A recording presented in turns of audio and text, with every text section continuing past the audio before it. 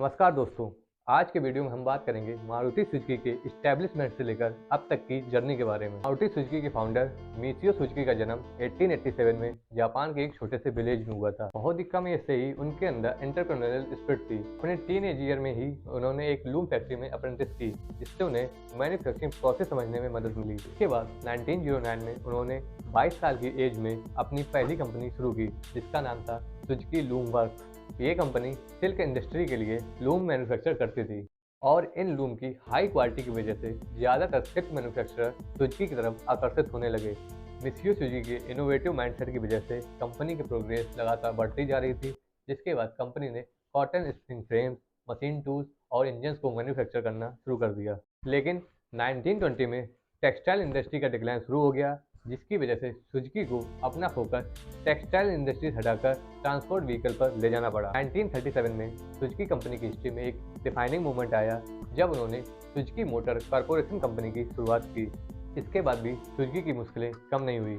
Second world war के दौरान Japan की सरकार ने सिविलियन व्हीकल पर स्ट्रिक्ट रेगुलेशन लगा दिए थे। इसकी वजह से सुजुकी को अपना पूरा फोकस मिलिट्री व्हीकल्स पर ले जाना पड़ा। सेकेंड वर्ल्ड वॉर खत्म हुआ, उसके बाद सुजुकी दोबारा से सिविलियन व्हीकल्स की प्रोडक्शन पर लौटा और मोटरसाइकिल का प्रोडक्शन शुरू कर दिया। और मोटरसाइकिल्स के बाद 1960 में सुजुकी ने अपनी पहली कार लॉन्च की, जिसका नाम था सुजो लाइट। यह एक डबल स्ट्रोक इंजन वाली एक कॉम्पैक्ट कार थी। सुजो लाइट की सफलता के बाद ही सुजुकी ऑटोमोबाइल इंडस्ट्री में एक बड़े प्लेयर के रूप में सामने आई। सुजो लाइट के बाद सुजुकी ने जिम्मी और ऑल्टो जैसी कार्स को लॉन्च किया और इन कार्स ने ऑटोमोबाइल इंडस्ट्री में सुजुकी की पोजीशन को और ज़्यादा मजबूत किया।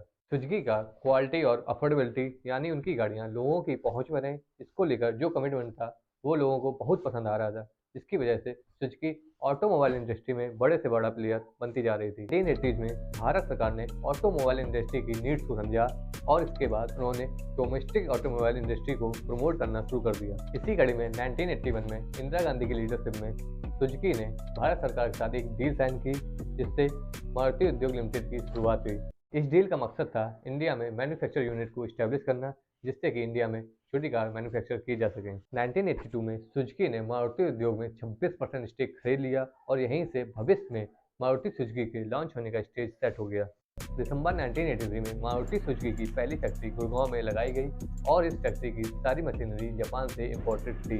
इस फैक्ट्री का मकसद था छोटी और फ्यूल एफिशिएंट कार्स को मैन्युफैक्चर करना, जो भारत के लोगों की जरूरत को पूरा कर सके। 1983 में ही मारुति सुजुकी ने मारुति 800 के नाम से भारत में अपनी पहली कार लॉन्च की। ये कार मारुति सुजुकी की बहुत बड़ी सफलता साबित हुई और इसने भारत की ऑटोमोबाइल इंडस्ट्री में मारुति सुजुकी के पैर और ज्यादा मजबूत कर दिए। 800 की सफलता के बाद मारुति सुजुकी ने ओमनी और जिप्सी जैसी कार्स को लॉन्च किया। नई नई कार्स के लॉन्च के साथ मारुति सुजुकी इंडिया में अपने डीलरशिप सेंटर बढ़ाती जा रही थी, जिससे यह लोगों की रीच तक पहुंचती जा रही थी। 2002 में भारत सरकार ने मारुति सुजुकी में अपनी पूरी हिस्सेदारी बेच दी, जिससे ये स्टॉक मार्केट में लिस्टेड हो गई और ये पब्लिकली ट्रेडेड कंपनी बन गई। इसके बाद मारुति सुजुकी ने कई फेमस मॉडल्स को लॉन्च किया है और यह आज भी इंडियन ऑटोमोबाइल इंडस्ट्री की नंबर 1 प्लेयर बनी हुई है।